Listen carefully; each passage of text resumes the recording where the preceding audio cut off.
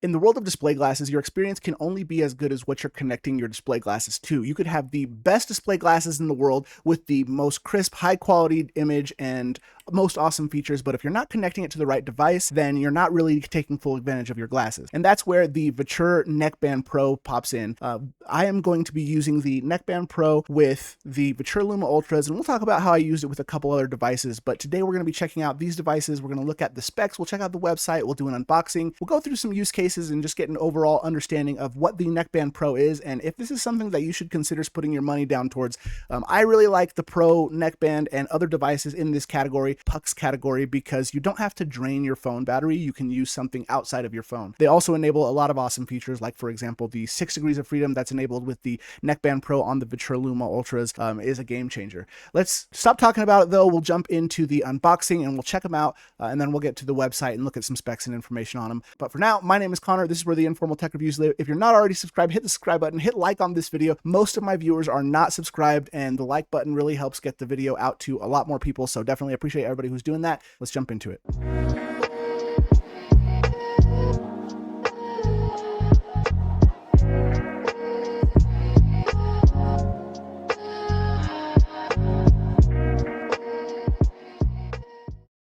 I did want to mention that this video is sponsored by VITURE. They sent out the Pro Neckband for me to check out, so big shout out to the VITURE team. We are going to keep it informal. My opinions are my opinions, and the VITURE team didn't have any pre-approval on this video or anything like that, so definitely appreciate the VITURE team for sending this out and letting us check it out. I do think it's super important to the community to be able to get multiple different perspectives on something like this, so let's just roll back into the video. All right, so good news, bad news, depending on where you land on unboxings. I couldn't find my unboxing footage, so I'm just going to go ahead and show you guys the box on here. It's definitely a high quality box. The version that we got is the 12 gigabytes of RAM, 256 gigabytes of storage version, so that's what we're going to be checking out. And it did come with this nice little carrying case that you can put the folded up version of the device inside of to move around. I personally think that the case is a little bit too big because you see, obviously it's got a little bit of space in here, but it also did come with a separately boxed version of that adapter that is already attached to my device. And we talked about the adapter, but you can just connect it here to be able to connect other devices besides the Luma series. Of course, there was your usual books and stuff in there as well, which I plugged and filed, so I don't have them around. But next, let's go ahead and take a look at the multitasking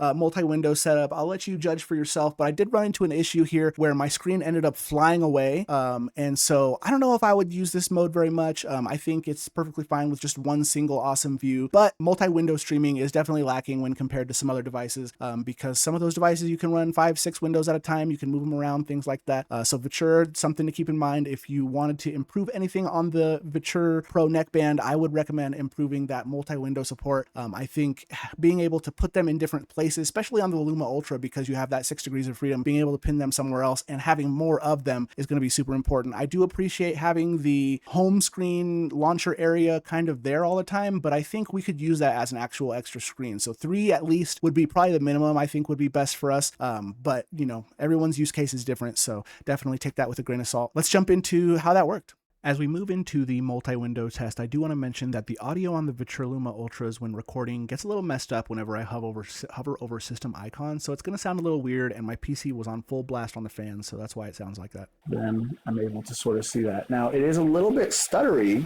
as it's loading up, and that might be because I'm recording as well. But you can see that both are available here, so if I wanted to do something on this screen while I watch it or something, I am able to do that. Let's do windows at a time. So it looks like it's just 3 windows, one of them being the home, and you can move them around the switch button. So if I have right, I can do that. It's feeling a little bit tilted, but it's really easy to sort of angle it again. Definitely feeling pretty good there.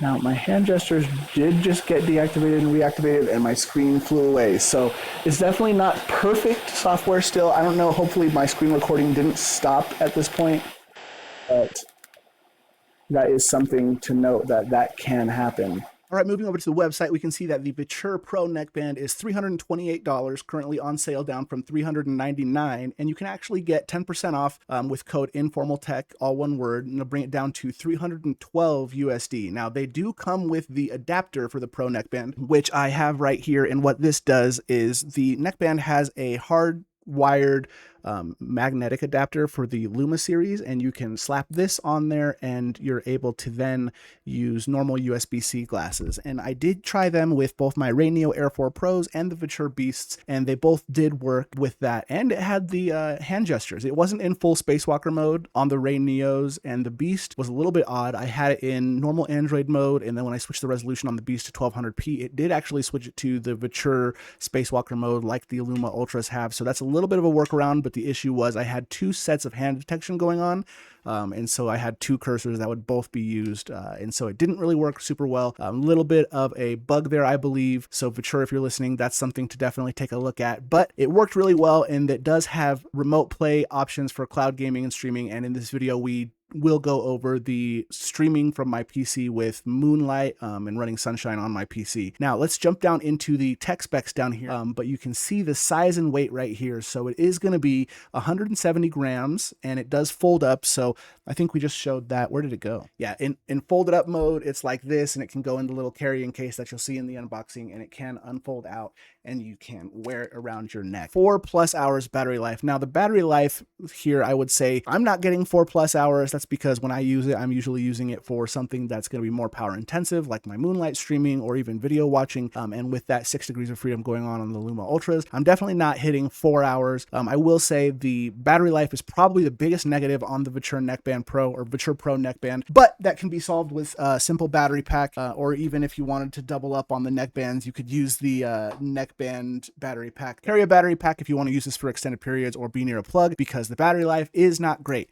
Now it does have a fan on there for heat dissipation, but the fan noise for me hasn't been too bad. I do believe you can adjust it. It's a little bit quieter than something like the In-Air Pod, but it is going and you can hear it. The hand gestures are pretty awesome. You'll see that in the demo. I personally like them. I have seen some chatter on the internet about like them not being super great, and I think, you know, don't quote me here, but I think the camera on the neckband itself, because it's down here, you can't do your hand gestures really close. You need to have your hands out a little bit more. And so if you're in an environment where you want to be a little more incognito with what you're doing, you'll definitely want to pull out the phone controller and use it that way. Or even if you have just a normal like gaming controller that you're using with it, that actually worked really well on this version, the 8BitDo Ultimate 2C wireless controller with the VITURE collaboration. This one worked really well with the Neckband Pro. I did try the Switch version, the 8BitDo Ultimate 2C controller, and for some reason it didn't work the same way as the non-Switch version. It's the Switch layout. You can see that the buttons are a little bit different. I don't know why they interacted differently, but I could not get this one to work in like actual gamepad mode, even with the controller combination. So if you lean towards Switch orientation and you're planning on using this for your device, you may want to pick this one up, but I would probably just go with the normal orientation one, because this one actually worked really well for me. There is definitely a difference between these two, because this one has the 2.4 gigahertz and Bluetooth switch, so there's something going on inside of them that's a little bit different, but I may do a dedicated video on these controllers. Definitely let me know in the comment section if that's something you want to see. But let's get back to the specs and information about them. You can use the power of multiple screens.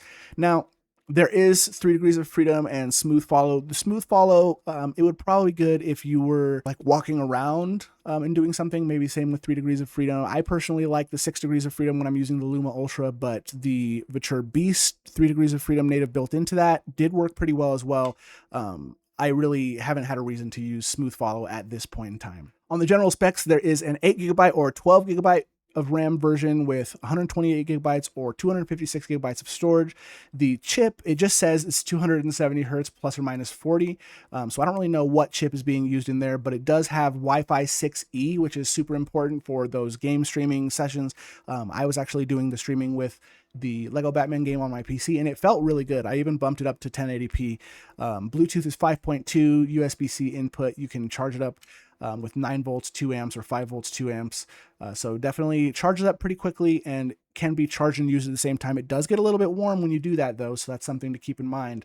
Hand tracking was very good. I haven't actually played with the voice commands at all. That's not something that interests me personally, but definitely hand tracking and phone controller both worked very well. And I think that's it for the specs. So let's go ahead and jump into the next thing and we'll keep it moving. All right, next we're going to be taking a look at the Moonlight game streaming and how that works. Spoiler alert, it honestly felt really good. It felt super smooth. The Wi-Fi was super fast and it was decoding pretty well. I didn't go into full optimization mode. I just ran it on my computer. It was running at full 4K on the computer, and the device was running at 1080p, 60 frames per second. And you can see I kept the little log up there in the corner so you can see how it was doing. And it stayed pretty pinned to 60, maybe 59, 58 when it was actually playing. But definitely. But one thing to note is when you're using the controller, you can use the joystick to control the mouse, or you can double tap R1 and R2 to switch that to in-game controls into a normal gamepad mode. And see, now I'm not controlling the cursor, I'm controlling the movement. So that's good. But for right now, I need to use this control. So let's go ahead and here. And I'll head over to, now I have already paired my controller or my PC to this, but you can also see that in this mode, I does have head gaze movement, and so if I wanted to navigate that way instead of using the actual joystick, I could do that as well. Now, I have already started my session with Lego Batman, but let me switch back to input mode. There we go. Gamepad locks to Moonlight. Okay, this is not going to be the most stream optimized setup. I would probably need to change my native resolution, or at least set up all the Moonlight settings, but this is straight out of the box. I do actually want to turn on some of the settings in here in Moonlight though. So let's go ahead and, yeah, my video resolution is set to 720, but let's YOLO it. Frame rate, show performance stats, show latency message after. Okay, rendering frame rate, about 60 FPS. That's pretty good. All right. Let's get to it.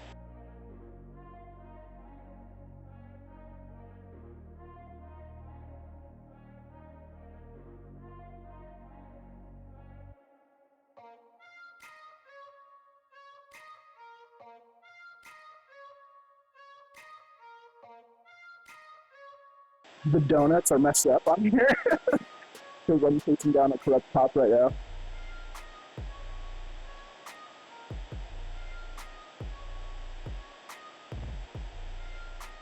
A quick switch to, yeah, there we go.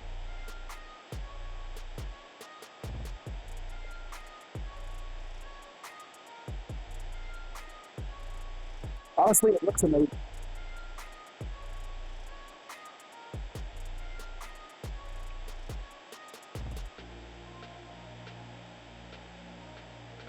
All right, that's probably enough gameplay, but if we take a look, that 6 degrees of freedom is pretty amazing. We can get like way up close to it if we want. The screen size is sort of dynamic this way. And if I switch over to hand gestures, then I can grab it and make it gigantic or make it small. You know, however we want to do it and get it to fit perfectly in there. And if you want to go somewhere else, you can just drop the image right into your spots. Honestly, I really like it. Super fun for the gameplay. Now let's go ahead and end this streaming session. Average frame decoding latency 20 milliseconds, hardware decoder latency 22 milliseconds. So felt pretty good. I'm not a Moonlight Pro, but this is definitely gameable. I am already low on batteries, so it definitely sucks the battery right up, but you know, you can always plug in while you hang out, or have like a, I guess I could throw my neck battery on here even, but okay. All right, that's the Neckband Pro. We have established that they work the best with the VITURE Luma Ultras, but they do work with some other glasses like the Beasts. And if you have even a third-party set of glasses, it did work for me when my testing on the Rainier Air 4 Pros. So the Neckband Pro is definitely a win. If you have the money for it and it's on sale, I definitely would recommend doing it. Don't forget code INFORMALTECH if you're looking for something that's not your phone or your laptop to connect these devices into. I am going to be doing a comparison video with the In-Air Pod because I think that's going to be the big challenger here, In-Air Pod versus Neckband Pro. So definitely hit subscribe subscribe if you want to see that video. But I want to hear from you guys. What do you think? Do you have a set of the neckband, the Pro neckbands? Are you using it? If not, is it something that you think you want to get? I personally think if I was on the lookout for something like this and I had VITURE glasses, especially the VITURE Luma Ultras, I would be picking up the Pro neckband, because that 6 degrees of freedom is definitely a game changer. Using it with game streaming or remote work is amazing. But until next time, my name is Connor. Thank you for watching. This is where the informal tech reviews live, and we'll see you then. Peace.